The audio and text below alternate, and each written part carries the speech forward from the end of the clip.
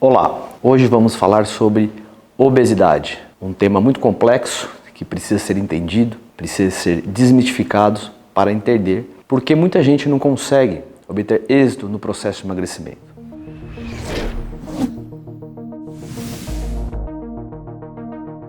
Olá, meu nome é Victor Lamônica, sou médico. A obesidade, a complexidade da doença obesidade, nos faz estudar cada vez mais, aprofundar cada vez mais nesse processo para que assim a gente consiga resolver os problemas envolvidos nessa doença chamada obesidade. Trata-se de uma doença endêmica, todo o país praticamente tem problemas com obesidade. Está crescendo cada vez mais devido a hábitos nocivos de vida, o estresse, o sedentarismo, a alimentação inadequada e doenças relacionadas ao processo de obesidade. Quando você pensa em algo para perder peso, geralmente estratégias monoterapias não obtêm êxito porque a complexidade da doença faz com que você tenha um olhar mais profundo no organismo, que tenha uma equipe multidisciplinar envolvida nesse processo, tentando entender e mostrar ao paciente o que está por trás desse acúmulo de gordura, às vezes por longos anos, às vezes a pessoa nunca foi magra.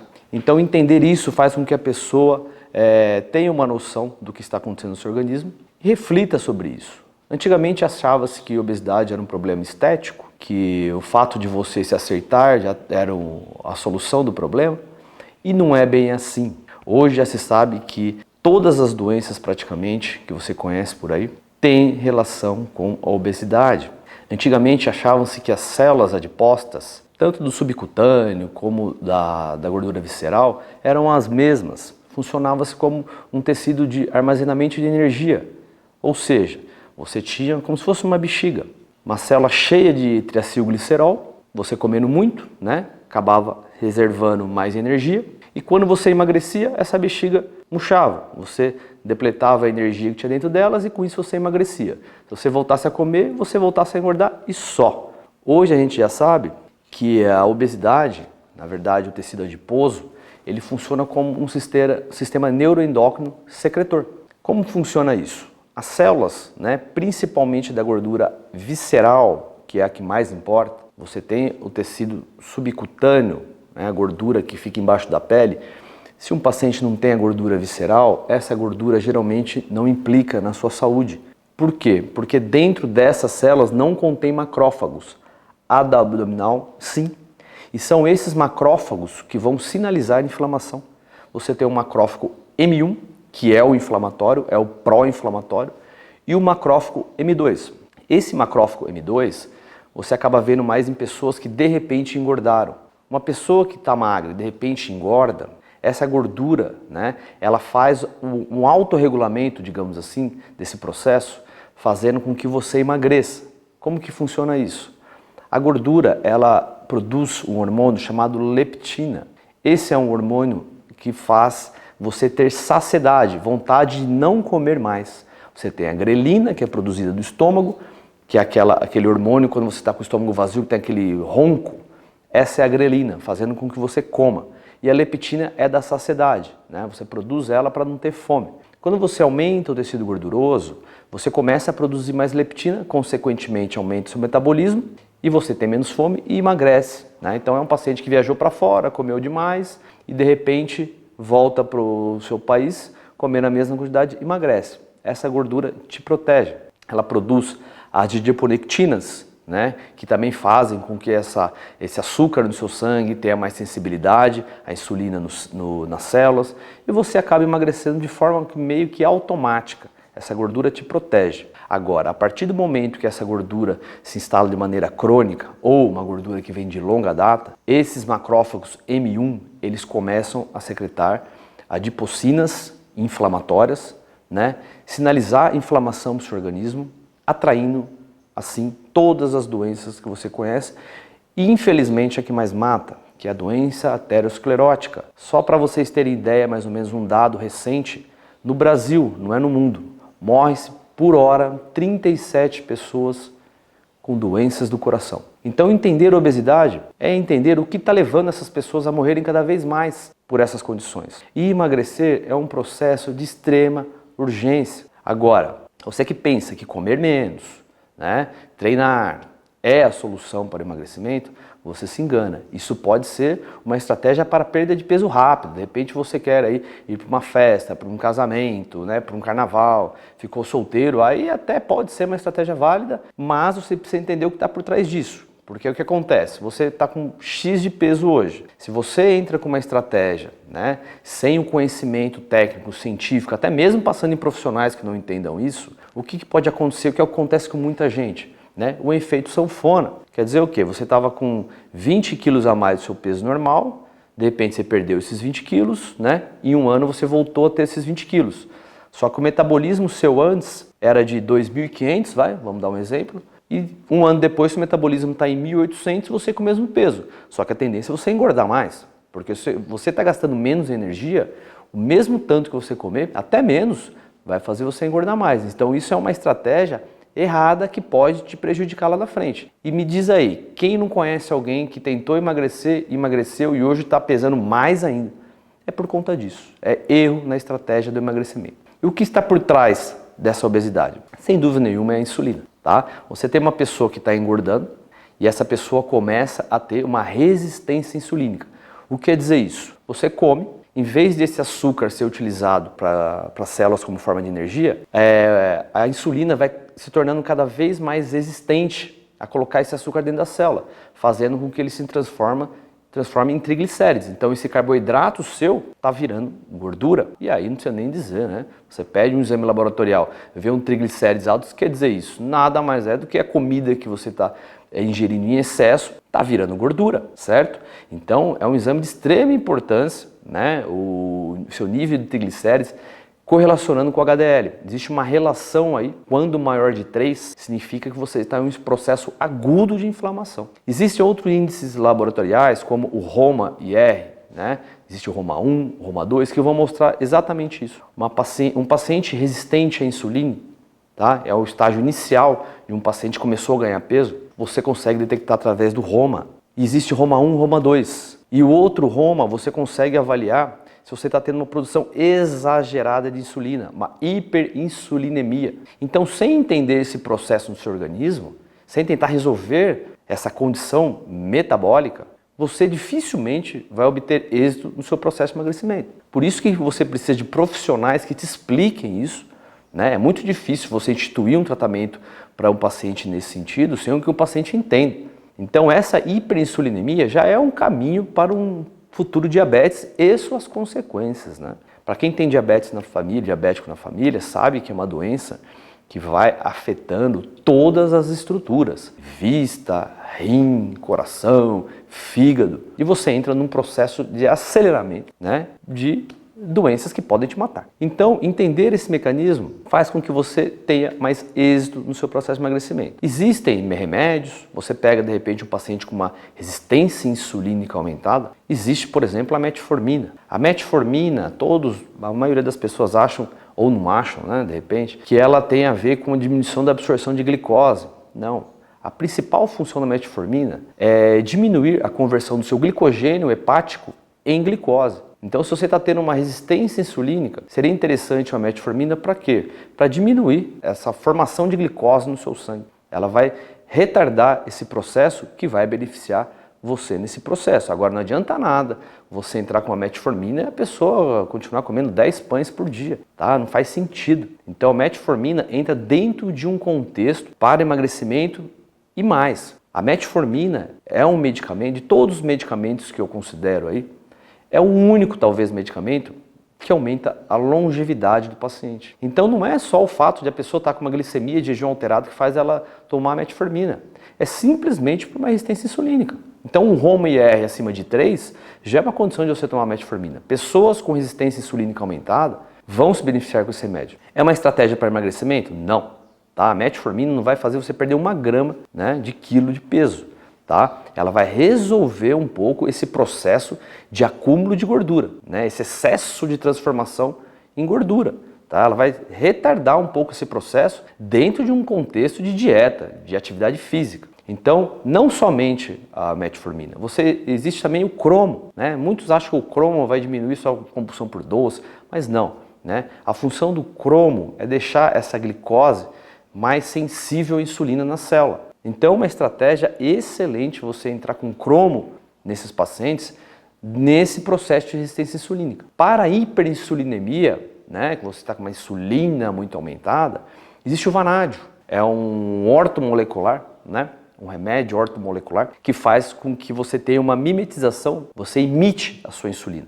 Então é como se o pâncreas enxergasse uma insulina que está vindo de fora e falar, opa, eu não preciso produzir tanta insulina. Então torna-se uma estratégia excelente para quem está produzindo muita insulina. Mas se você pensa que tomando esses remédios e você continuar com os mesmos hábitos nocivos de vida, você se engana, né? Esses medicamentos aí vão aliviar um pouco, mas não faz sentido algum você entrar com isso para tocar a vida da maneira que você está, certo? Esse é o problema de remédio. O remédio, ele tem os seus fundamentos, ele tem a sua propriedade. Agora, quando você recebe uma receita de um monte de remédio e uma consulta, às vezes, muito rápida, você tem a falsa sensação de que esses remédios vão te proteger e que você pode continuar nos mesmos hábitos nocivos de vida e talvez até piorar. Eu estou protegido, agora eu posso desandar mais ainda, comer em vez de 10 pães franceses, comer aí 20, e não é bem assim, tá? Isso daí vai piorar o seu quadro,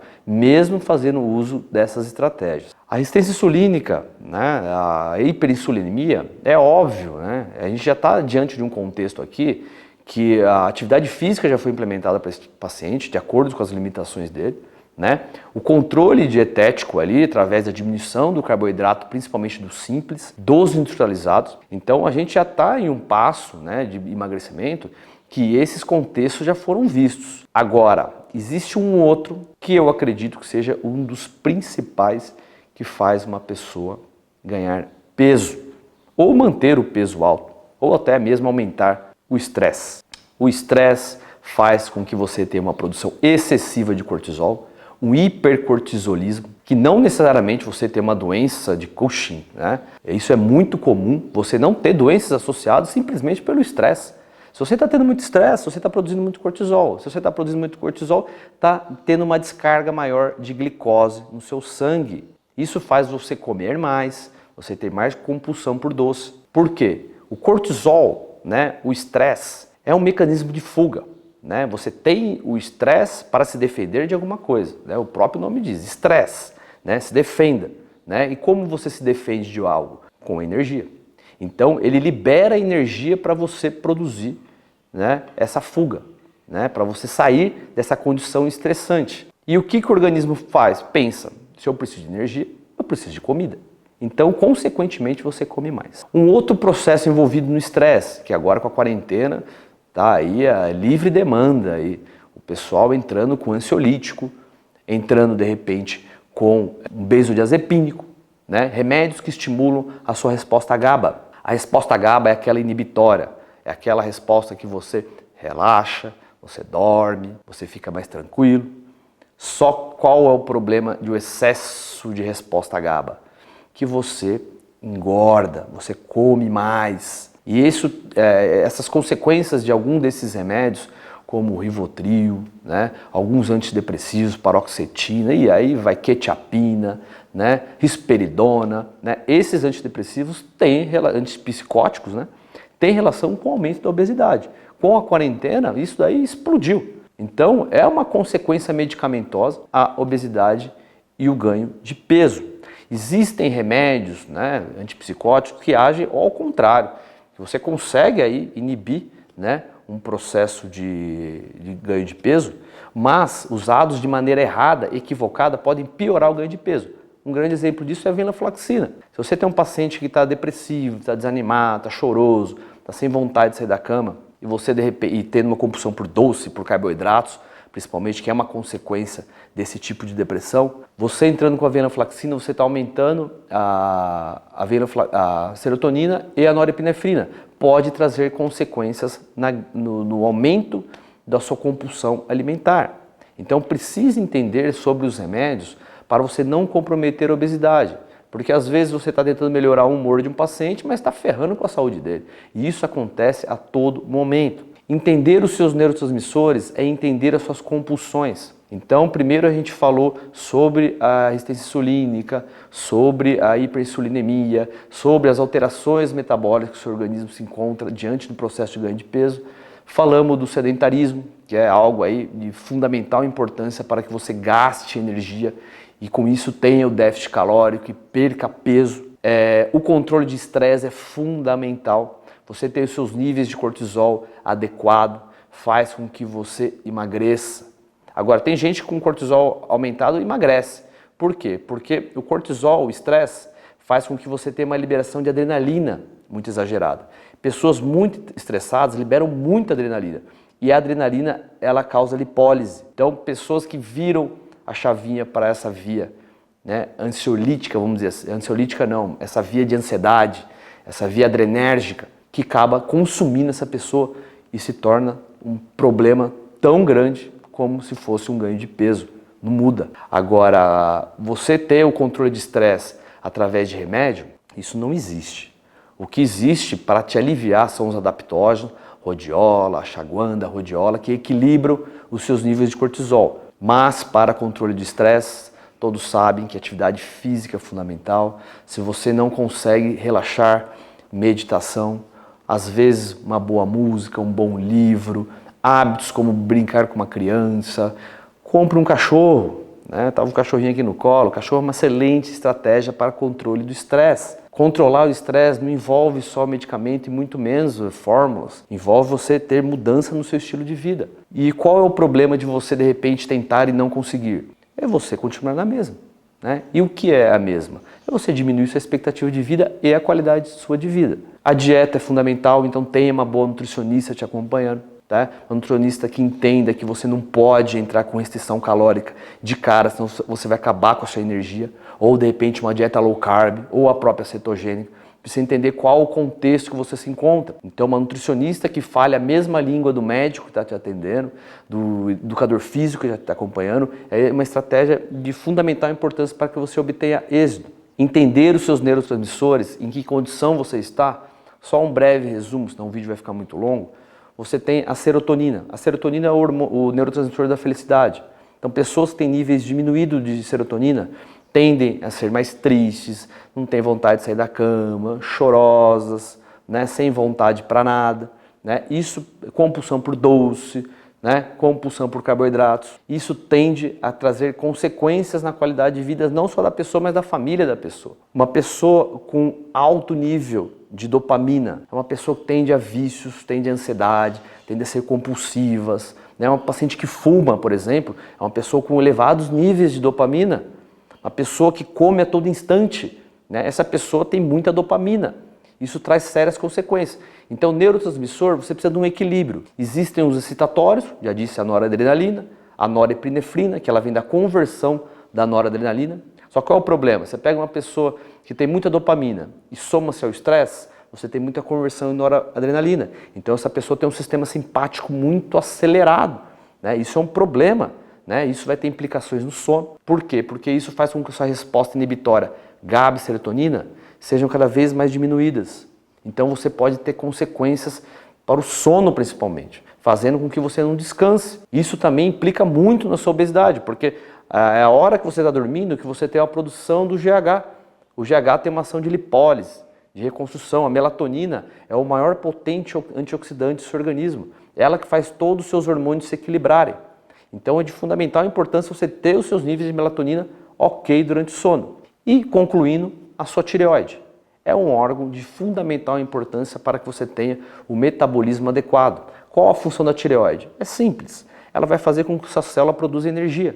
Por isso que uma pessoa que carece de hormônio tiroidiano, ela tem uma deficiência em todas as estruturas, principalmente sistema neurológico. Uma pessoa muito ansiosa, uma cabeça que não funciona, uma pessoa desorganizada, né? Uma pessoa até com grau de dislexia, de TDAH. Só que isso pode ter relação com o neurotransmissor. Só que a tireoide, os seus hormônios implicam na dopamina, né? Principalmente na dopamina. A dopamina é aquele neurotransmissor que você precisa para ter o quê? Foco, atenção, estudo, vontade de estudar. Só que você precisa da resposta inibitória para que tenha memória, para que você lembre do que você estudou. Tá? Por isso que você precisa desse equilíbrio. ter uma tireoide adequada, ela vai fazer com que você gaste energia e, consequentemente, queime a gordura acumulada. Por isso que a obesidade, gente, é uma complexidade de fatores. E quando se entende todos esses mecanismos, as chances de você emagrecer são muito maiores. Um videozinho só para instruir vocês aí, né? Espero ter ajudado. É um vídeo para o público leigo, de repente para pacientes, de repente para um médico que resolva abordar esse tipo de condição, tá? Qualquer dúvida, estou no meu direct, siga meu canal no YouTube, será um prazer aí ajudar você através desses vídeos, ok? Fique com Deus.